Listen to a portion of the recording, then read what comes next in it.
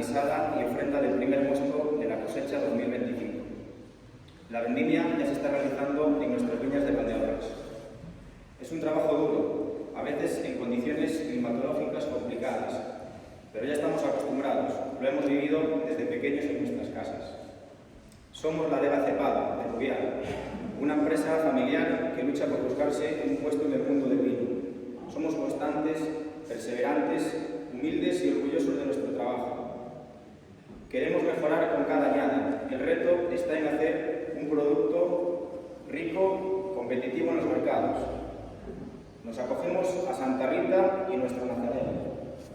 Somos de Rubial y nos encomendamos también a Santa Marina y a nuestra querida Virgen del Camino. Deseamos a todos una excelente cosecha, una muy buena comercialización de los vinos y un resultado que nos permita seguir creciendo en los mercados nacionales e internacionales. Ese es nuestro reto, crear las condiciones humanas, profesionales y comerciales para que el sector del vino en Valdeorras ocupe el lugar que se merece. Somos reivindicativos de nuestro trabajo, de nuestras inversiones, de nuestros logros. Creemos en nuestra tierra, a pesar de la terrible catástrofe de los incendios que nos han hecho tanto daño.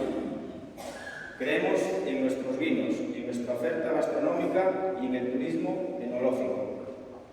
Nuestro sector requiere de iniciativas e inversiones privadas, pero también del apoyo de las diferentes administraciones.